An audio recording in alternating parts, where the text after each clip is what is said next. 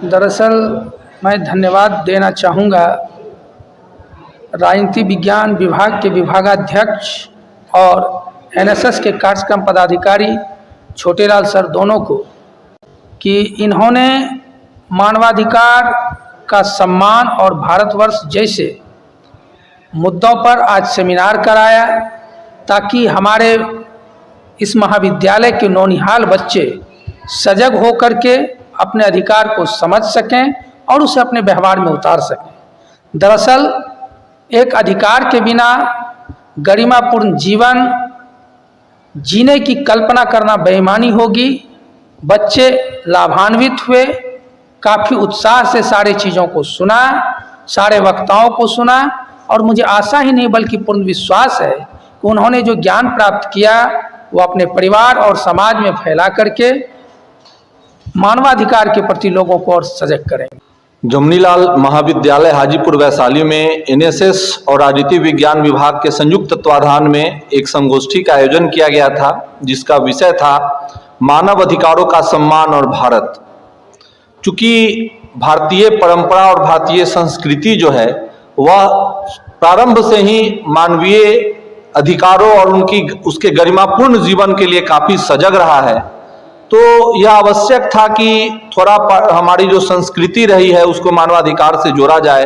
और चूंकि हमारा ध्येय भी रहा है वसुधैव कुटुंबकम का, तो जब वसुधैव कुटुंबकम का ध्येय हो तो वहाँ विश्व ग्राम की एक बात आ जाती है और उसमें विश्व ग्राम में सभी विश्व नागरिक के रूप में बंधुत्व की वो जो भावना उत्पन्न होती है उसी को फैलाने का या बच्चों के बीच उसका प्रसार करने का यह संगोष्ठी का आयोजन किया गया था। उसका मुख्य उद्देश्य यही था कि बच्चों में बंधुत्व आए, खासकर वैश्विक बंधुत्व की जो कमी अभी देखने को मिल रही है उस वैश्विक बंधुत्व को कैसे बढ़ाया जाए, कैसे बच्चों को उसके लिए तत्पर किया जाए, उसी उद्देश्य से इस संगोष्ठी का आयोजन किया गया था। इस संगोष्ठी में मुख्य वक्ता के रूप में डॉक्टर सत्य प्रकाश जी विभागाध्यक्ष हैं देवचंद महाविद्यालय राजनीति विज्ञान विभाग के, उनको आमंत्रित किया गया था। सर ने भी विशद रूप से मानवाधिकार और उनसे जुड़े पहलुओं पर, उनकी समस्याओं पर विशद रूप से चर्चा की। मुझे आशा है कि छात्र छात्रा काफी लाभान्वित हुए होंगे।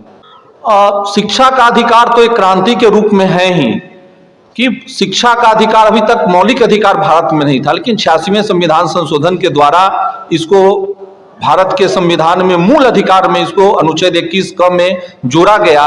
और अंबेडकर जी की बात आती है कि अंबेडकर जी का कहना ही था कि संगठित हो, शिक्षित हो और तब संघर्ष करो। तो यह कहीं ना कहीं शिक्षित होना और अपने, जब तक आप शिक्षित नहीं होंगे तब तक आप अपने अधिकार के बारे में नहीं समझ पाएंगे, न उसके प्रति सजगता रहेगी और न उसको पाने की आपके अंदर लालसा रहेगी, न उसका साधन प्राप्त आपको जानकारी होगी। तो शिक्षित होना तो बहुत ही आवश्यक है ताकि हम जो भी हमारे अधिकार हैं उसको हम जान सकें और उसको प्राप्त कर सकें। विश्व मानव अधिकार दिवस के अवसर पर राष्ट्रीय सेवा योजना और राजनीति विभाग के संयुक्त तत्वाधान में जो संगोष्ठी आयोजित की गई उसका शीर्षक था मानव अधिकारों का सम्मान और भारतवर्ष। हमारा भारतवर्ष संपूर्ण देशों में एक ऐसा देश है जो सर्वजन हिताय सर्वजन सुखाय की परिकल्पना से संचालित होती है। और यह इसलिए कि हमारे देश का संविधान अपने आप में सुंदर और सबके हित वाली संविधान है। इसलिए जो भी मानव के अधिकार मिले हुए हैं उसका हमारा संविधान संवर्धन करता है, उसको मजबूती से अनुपालन भी कराता है।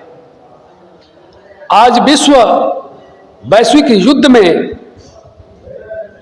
पूरा बर्बाद हो रहा है, मानवीय हितों का, उनके अधिकारों का हनन हो रहा है।